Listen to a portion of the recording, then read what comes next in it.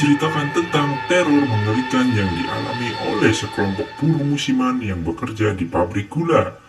Diketahui pabrik gula tersebut ternyata tempat kerajaan para demit. Nah, bagaimana keseruan filmnya? Yuk kita saksikan alur cerita film Pabrik Gula.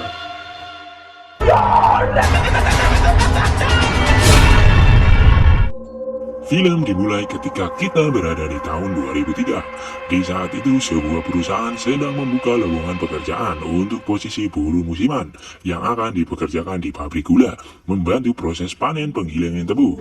Di pagi itu, sekelompok orang yang menjadi buruh musiman akan diberangkatkan ke pabrik gula menggunakan mobil truk. Mereka adalah Fadil, Enda, Naming, Rani, Rengki, Dwi, dan sepasang kekasih bernama Hendra dan Wati. Perjalanan menuju pabrik gula tersebut cukup jauh, jadi di sepanjang perjalanan mereka saling berkenalan dan mengakrabkan diri dengan yang lainnya. Diketahui Hendra dan Wati akan segera menikah, namun Hendra masih kekurangan biaya untuk melamar Wati.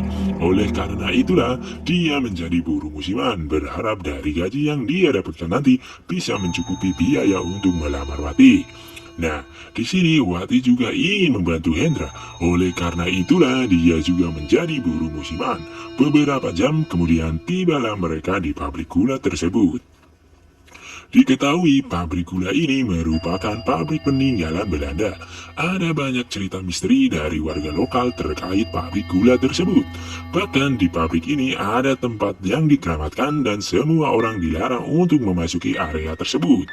Oleh karena itulah di pabrik gula ini memiliki peraturan-peraturan yang sangat ketat untuk para buruh yang bekerja di sini. Dan mereka tidak boleh melanggar peraturan yang sudah diberikan. Di malam pertama mereka tinggal di kawasan pabrik. Terdengar suara peluit panjang yang menandakan waktu sudah menunjukkan jam 9 malam. Dan para buruh dilarang untuk keluar dari loji. Enda pun penasaran dengan suara peluit itu. Lalu dia melihat suasana di luar loji yang terlihat sangat-sangat sepi. Tidak ada satupun yang keluar dari jam tersebut. Di sisi lain, Fadil mulai diganggu oleh demit penunggu pabrik. Hal itu terjadi ketika dia akan menunaikan ibadah sholat. Tiba-tiba demit itu pun muncul di hadapannya dan seketika menghilang. Malam itu pun semakin larut. Semua buruh sudah beristirahat. Nah, di saat itu Enda terbangun dari tidurnya dan dia mengambil air minum di dapur. Namun tiba-tiba dia merasa seperti ada orang yang lewat di belakangnya. Enda yang mengira kalau itu salah satu temannya, lalu dia mencari tahu. Hingga dia melihat kunci pintu yang bergoyang yang mengartikan ada seseorang yang baru saja keluar dari loji. Enda yang belum mengetahui peraturan, dilarang keluar di jam malam, dia pun nekat keluar untuk mencari tahu siapa yang baru saja keluar dari loji. Dan tak berapa jauh dia melangkah, terlihatlah sosok bayangan yang berjalan ke arah gudang di area pabrik tersebut. Kemudian Enda terus mengikutinya hingga dia berada di depan salah satu gudang, dan sialnya sosok yang dia ikuti itu menghilang. Enda pun mengira kalau dia masuk ke dalam gudang, lalu dengan nekat Enda masuk ke gudang tua itu. Akan tetapi ketika dia berada di dalam gudang, Enda mendengar sayup-sayup suara lantunan gamelan. Dan lagi-lagi rasa penasarannya pun muncul. Lalu dia menelusuri gudang tersebut untuk mencari tahu suara gamelan itu. Hingga dia berada di salah satu ruangan yang tertutup. Dan dari sinilah suara gamelan itu terdengar sangat-sangat jelas. Kemudian Enda dengan nekat memanjat dan melihat apa yang terjadi di dalam ruangan melalui lubang yang ada di dinding. Dan ternyata dalam ruangan itu dia melihat pagelaran wayang yang dimana dalang dan orang yang memainkan gamelan mereka semua menggunakan pakaian adat Jawa kuno. Di momen ini sejenak Enda terdiam dan mulai timbul pertanyaan di pikirannya. Kenapa ada pagelaran wayang diadakan di gudang tertutup? Namun di saat dia sedang memikirkan hal itu, tiba-tiba suara gamelannya berhenti dan semua orang yang berada di dalam gudang tersebut menatap dirinya hingga membuat Enda kaget dan ketakutan. Lalu dia pun terjatuh. Setelah itu Enda langsung pergi dari sana. Tapi tanpa dia sadari kalau di saat itu ada sosok makhluk hitam besar yang sedang memperhatikan dirinya. Di keesokan harinya, semua buruh dikumpulkan dan diberi arahan oleh Ibu Marni selaku manajer pabrik. Kemudian Bu Marni mengenalkan beberapa petugas. Di antaranya ada dua orang satpam bernama Pak Rano dan Pak Karno. Waduh, Rano Karno. Lalu ada Mbak Samin dan beberapa mandor yang akan mengawasi pekerjaan mereka.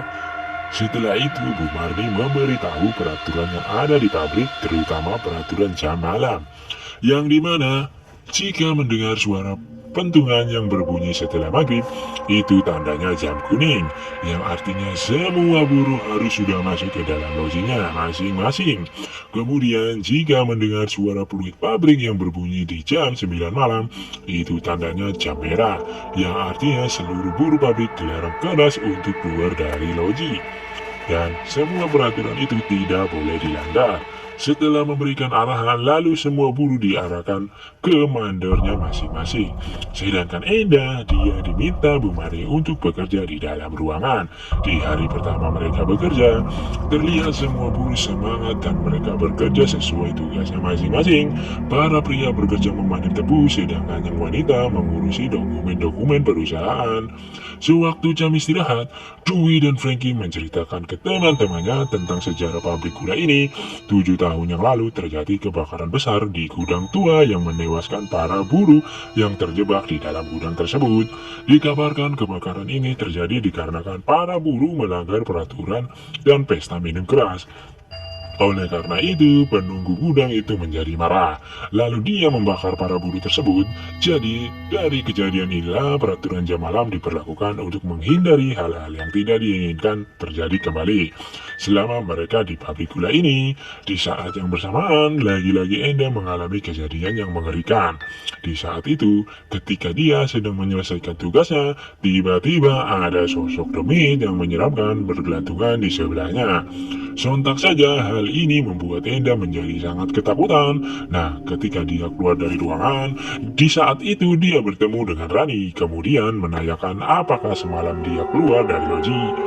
Sialnya ternyata itu bukan Rani, melainkan sosok demit yang tiba-tiba mengejar dirinya hingga membuat Enda lari ketakutan. Dan dia langsung keluar dari sana. Teror mengerikan yang dialami oleh Enda ternyata tak sampai di situ saja. Kali ini dia kembali mendapatkan teror di penunggu pabrik gula tersebut. Yang dimana ketika dia sedang mengantarkan dokumen ke beberapa bagian, di saat itu Rani menawarkan bantuan untuk membawakan salah satu dokumennya. Tanpa rasa curiga, Enda pun memberikan dokumen tersebut ke Rani. Akan tetapi tak berapa lama terjadi hal yang mengerikan.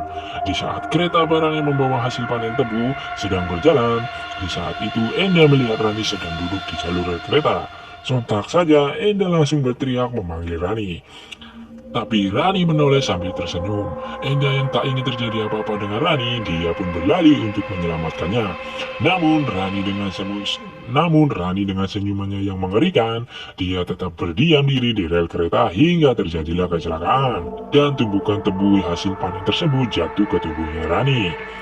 Dari kejadian ini, Rani langsung dibawa ke rumah sakit dan Bu Marni menjadi sangat marah ke Enda. Jika dia juga menyalahkan Enda karena menitipkan pekerjaannya ke orang lain. Sambil menangis, Enda meminta maaf ke Ibu Marni. Dia juga memberitahu kalau Rani lah yang menawarkan bantuan untuk mengantarkan dokumen. Tak beberapa lama, Mbak Samin datang menemui Ibu Marni. Di sini Mbah Samin menyampaikan pesan dari seorang dukun sakti yang bernama Mbah Jina. Dia meminta agar penggilingan tebu ditunda karena dia ingin memastikan kalau kecelakaan yang dialami oleh Rani hanyalah kecelakaan biasa, bukan dari amarah penunggu pabrik gula. Namun sayangnya Ibu Marni menolak penunda penggilingan tebu karena dia mendapatkan perintah dari atasannya agar disegerakan proses penggilingan. Jika penggilingan ini ditunda, maka perusahaan bisa mendapatkan kerugian yang sangat besar. Setelah mendapatkan penolakan dari Ibu Mari, kemudian Mbak Samin meminta tolong ke Mbak Jina untuk mencari tahu tentang kecelakaan ini. Lalu dengan kesaktiannya, Mbak Jina mulai melihat penyebab kecelakaan ini dengan cara melihat isi dalam buah kelapa, dan ketika kelapa itu dibelah, munculnya darah serta kelabang 2 ekor. yang mengartikan kejadian ini bukanlah kecelakaan biasa, melainkan penunggu di pabrik ini marah, Tapi penyebab kemarahannya itu masih belum diketahui. Kemudian, untuk mencegah hal-hal yang tidak diinginkan terjadi kembali, Bajina akan melakukan upacara persembahan. Di sisi lain, Fadil menemui Endah untuk menanyakan kejadian kecelakaan yang dialami Rani. Nah, di momen ini, Endah menceritakan semuanya ke Fadil terkait teror yang dia alami selama bekerja di sini. Kemudian, Endah juga meyakini kalau kecelakaan yang dialami oleh Rani bukanlah kecelakaan biasa. Setelah itu, memberitahu kejadian aneh sewaktu di malam pertama dia datang ke sini, yang dimana dia keluar dari loji sewaktu jam merah, karena di saat itu dia mengikuti seseorang. Hingga sampailah dia di gudang tua dan dia mengejutkan di dalam gudang tersebut dia melihat pagelaran wayang yang diiringi musik gamelan. Mendengar hal itu tentu saja membuat Fadil menjadi kaget, tapi sebenarnya dia juga merasakan kejadian aneh di pabrik ini. Tetapi Fadil tidak memberitahukan hal itu ke Enda, agar Enda tidak semakin ketakutan. Di sore harinya, Bajina dan Basamin mulai melakukan wawancara persembahan ke dalam gudang dengan memberikan 2 ekor sapi sebagai persembahannya. Dia berharap persembahan ini diterima oleh penunggu pabrik ini dan tidak ada lagi musibah yang menimpa semua orang yang bekerja di sini. Teror mengerikan yang dialami oleh Enda ternyata masih terus berlanjut. Kali ini dia melihat Rani sedang berada di kamarnya. Kemudian Enda meminta maaf ke Rani atas kecelakaan yang terjadi sebelumnya. Sialnya di saat itu ternyata yang sosok itu bukanlah Lani, melainkan sosok demit yang menyeramkan yang tiba-tiba menyerang dirinya sehingga membuat Enda teriak ketakutan. Untungnya Wati dan Nani mendengar teriakan itu dan mereka langsung menenangkan Enda. Di keesokan harinya ketika Mbak Samin dan Mbak Jina memeriksa gudang tempat persembahan, di saat itu mereka dikagetkan dengan persembahan mereka yang masih utuh. Padahal biasanya jika mereka memberikan persembahan berupa sapi, maka sapi itu pasti akan mati. Tapi sekarang sapi itu justru masih hidup, yang mengartikan penunggu di pabrik itu menolak diberikan persembahan ini. Jika hal ini terjadi, maka ada sesuatu yang mengerikan terjadi di pabrik gula ini. Setelah itu, Mbak Jina melakukan tirakat bersama Mbak Samin dengan menyembelih sapi. Lalu kepala sapi dan darahnya dijadikan alat untuk ritual. Teror mengerikan yang dialami oleh Enda kini Fadil juga merasakannya. Ketika dia sedang tertidur, tiba-tiba ada sosok tubuh tanpa kepala yang menindih tubuhnya hingga membuat Fadil ketakutan. Di keesokan harinya, ketika Fadil berangkat bekerja, di saat itu dia melihat Bu Marni dan beberapa orang lainnya pergi ke arah sumur tua. Lalu, secara diam-diam Fadil mengikuti mereka. Setelah itu ketika semua orang sudah pergi, Fadil penasaran dengan sumur tua itu. Dan ketika dia melihat ke sumur itu, seketika dia terkejut karena di dalamnya ternyata ada seorang guru yang tewas dengan sangat mengenaskan. Dan tak berapa lama Mbak Samin menghampiri Fadil, lalu dia meminta agar Fadil tidak membuat heboh atas penemuan mayat tersebut. Setelah itu, Mbak Samin melihat Fadil seperti ada sesuatu yang disembunyikan. Lalu dia pun bertanya kejadian apa yang pernah dia lihat selama tinggal di pabrik gula ini. Di saat itu, Fadil hanya terdiam. Kemudian Mbak Samin lalu mengajak Fadil dan Enda untuk menemui Mbak Cina dan meminta mereka untuk menceritakan apa yang sudah terjadi selama mereka berada di sini. Di momen ini Enda mengakui kalau dia pernah pergi ke dalam pabrik di waktunya jam merah gara-gara dia melihat salah satu temannya yang keluar dari loji.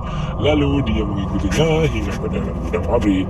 Namun sesampainya di sana, dia justru melihat pagelaran wayang di dalam gudang tersebut. Setelah mendengar pernyataan Enda, lalu Fadil pun menceritakannya dan dia mencocokkan dengan apa yang dialami oleh Enda. Di saat itu Fadil bermimpi dia melihat ada seseorang yang keluar di jam merah menuju salah satu gudang. Kemudian Fadil mulai mencocokkan mimpinya itu dengan ceritanya Enda dan dia mengira kalau orang yang dia lihat di mimpinya itu adalah Enda. Tapi setelah melihat kejadian yang dialami oleh Rani, Fadil pun mengira kalau orang yang dilihat oleh Enda di malam itu adalah Rani. Jadi, Rani mengalami kecelakaan disebabkan oleh kemarahan dari penunggu gudang tersebut. Namun, hal itu langsung dibantah oleh Mbak Zina karena dia sudah bertemu dengan Rani dan Rani menyampaikan kalau dia tidak pernah pergi ke gudang di malam hari. Justru sekarang Rani menjadi korban kemarahan dari kerajaan Demit yang ada di gudang tersebut.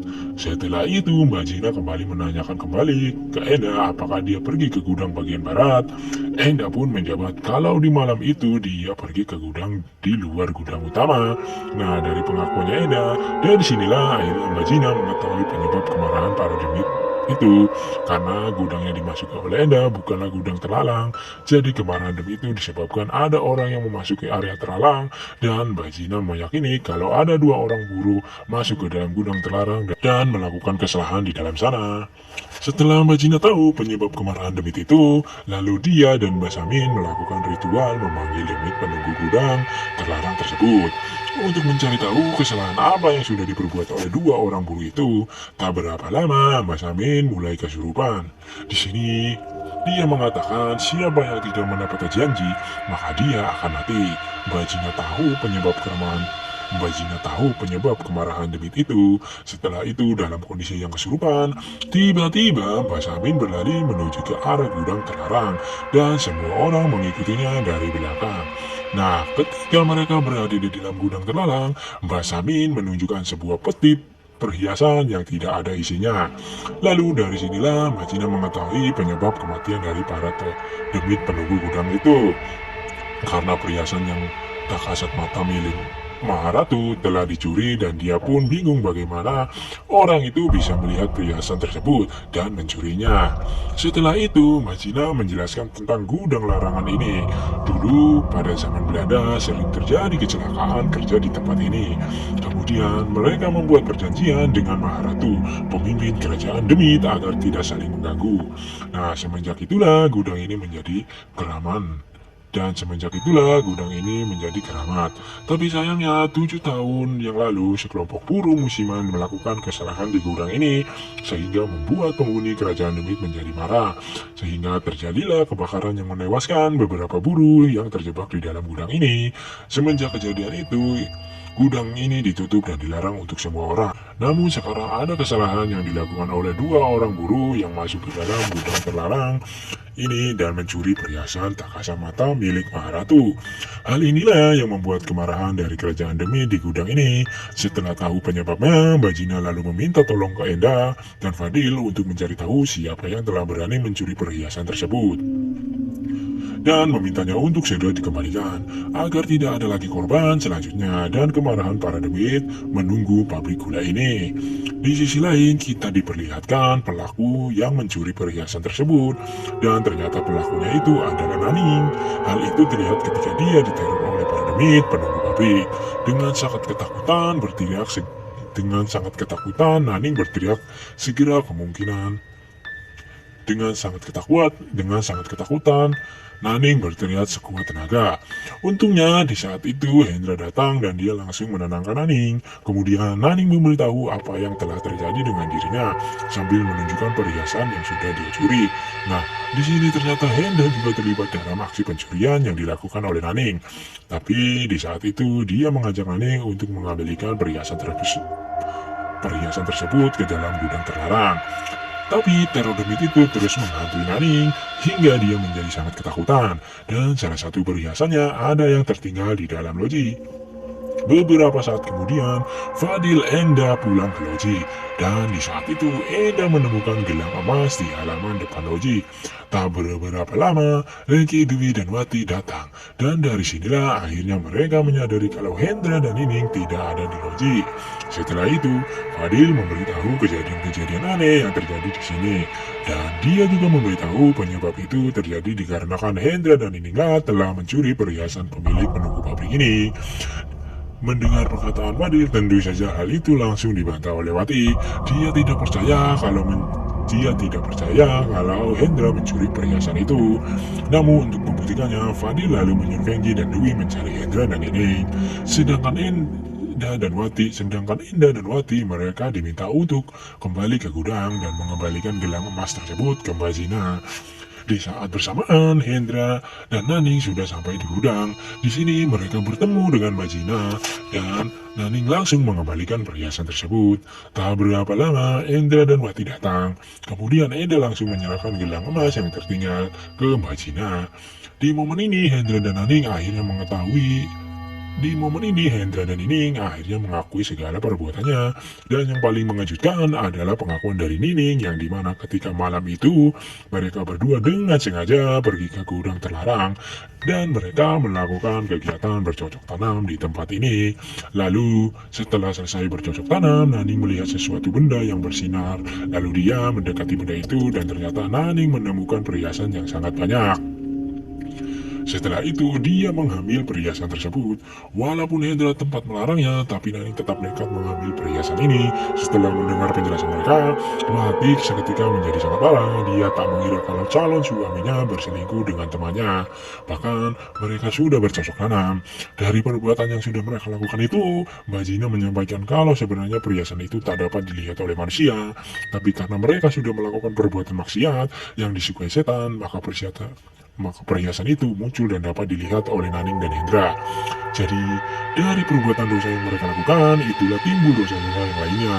Dan setelah dan setan menyukai perbuatan mereka. Dengan sangat menyesal, sambil menangis, Naning meminta maaf ke Wati, tapi sayangnya Wati tidak bisa memaafkan perbuatan mereka. Kemudian, dengan perasaan yang sangat marah, Wati pun keluar dari ruangan. Nah, di sini Wati tiba-tiba mengalami kesurupan. Tubuhnya melayang di udara, kemudian dia mulai tertawa dengan suara yang sangat kencang. Setelah itu, Wati keluar dari ruangan dan dimulai memanggil seluruh demit yang merasuk tubuh para buruh. Kemudian, kejadian ini kemudian membuat Bajina berusaha melawan demit yang merasuki tubuhnya Wati. Walaupun kekuatan demit itu sangat hebat, tapi Bajina terus melawannya. Situasinya pun semakin mencekam ketika Enda juga mengalami kesurupan. Namun di sini Enda justru masuk ke dimensi lain dan dia berada di acara pernikahan dengan menggunakan adat Jawa. Anehnya di pernikahan ini pengantinnya dimasukkan ke dalam lubang seperti liang kuburan. Dan setelah itu mereka dikubur hidup-hidup. Dan setelah itu mereka mengubur hidup-hidup pengantin tersebut. Beberapa saat kemudian, setelah keadaannya sudah tenang, Bajina lalu menyampaikan kalau kerajaan demit meminta tumbal manusia atas perbuatan yang sudah dilakukan oleh Hendra dan Naning. Dan yang akan menjadi tumbal persembahannya adalah Hendra dan Nining. Setelah itu, Bajina meminta Parano dan Karo mengantarkan mereka ke rumah Bu Marni. Karena mereka akan dijadikan mantan tebu yaitu ritual tumbal pengantin seperti yang dilihat oleh Enda. Di momen ini, Wandi dan Enda berusaha mencegah ritual tersebut, tapi Bajina tetap memaksa melakukan ritual tersebut agar tidak ada lagi korban akibatnya perbuatan yang dilakukan oleh Hendra dan Nining. Kemudian, Bajina menyampaikan kalau ritual ini selalu dilakukan jika memasuki masa giling tebu. Hal ini sudah dilakukan dari dulu semenjak pabrik ini berdiri. Maksud dari manten tebu itu adalah sepasang kekasih akan diarak seperti pengantin, lalu mereka akan dikuburkan di ladang tebu sebagai persembahan ke penguasa kerajaan demit. Dari dulu, Bajina selalu mencari cara agar tidak ada lagi manusia yang dijadikan tumbal. Dan dia berhasil menggantikannya dengan sesajen dan hewan ternak. Tapi sayangnya, kesalahan yang dilakukan oleh kedua orang ini membuat kerajaan demit menolak sesajen dan mereka meminta kembali tumbal manusia. Oleh karena itulah, sekarang yang akan menjadi tumbalnya adalah Hendra dan Nining, sekaligus untuk mempertanggungjawabkan perbuatan yang sudah mereka lakukan. Beberapa saat kemudian, Hendra dan Naning dia selayaknya sepasang pengantin. Kemudian Bajina mengambil darah mereka. Kemudian Bajina meminta Hendra dan Naning dijaga. Lalu Bajina menaburkan beras yang sudah dibacakan mantra dan dia melarang Hendra dan Nining keluar dari lingkaran beras tersebut. Nah, di sini sebenarnya Bajina sedang menolong mereka dengan cara mengganti ketika ritual manten itu dijalani. Bajina mengganti peranan Hendra dan Naning dengan boneka yang sudah dilumuri darah mereka. Setelah itu mereka tersebut dikuburkan. Sialnya apa yang dilakukan oleh Majina itu mengelabui para demit hanyalah sia-sia. Karena di saat itu penguasa kerajaan demit justru mencari keberadaan Hendra dan Aning. Kemudian dengan kekuatan saktinya demit itu menyingkirkan lingkaran beras yang sudah dibacakan mantra. Lalu Hendra dan Aning dibawa ditukar dengan boneka yang sudah dikubur. Kejadian Kejadian ini tentu saja membuat semua orang menjadi ketakutan. Kemudian ketika mereka melihat Hendra dan Aning berubah menjadi boneka, di saat itu juga Fadil dan teman-temannya langsung pergi ke tempat ritual manten tebu. Lalu mereka menggali tempat di boneka itu dikubur, hingga akhirnya mereka menemukan jasad Hendra dan Nining dalam kondisi sudah tidak bernyawa. Momen Di momen ini, tangisan Wati pun pecah. Dia tak mengira kalau calon suaminya akan pergi meninggalkan dirinya. Akan tetapi, dari kejadian ini menjadi pelajaran bagi semua orang. Baik dan buruknya perbuatan yang dilakukan akan kembali ke dirinya sendiri. Di keesokan harinya, Fadil, Dwi, Frankie, Enda, dan Wati pulang ke rumahnya masing-masing. Namun, ketika di perjalanan pulang, Fadil melihat ada sosok demit yang masih mengikuti Enda. Dan film ini pun selesai.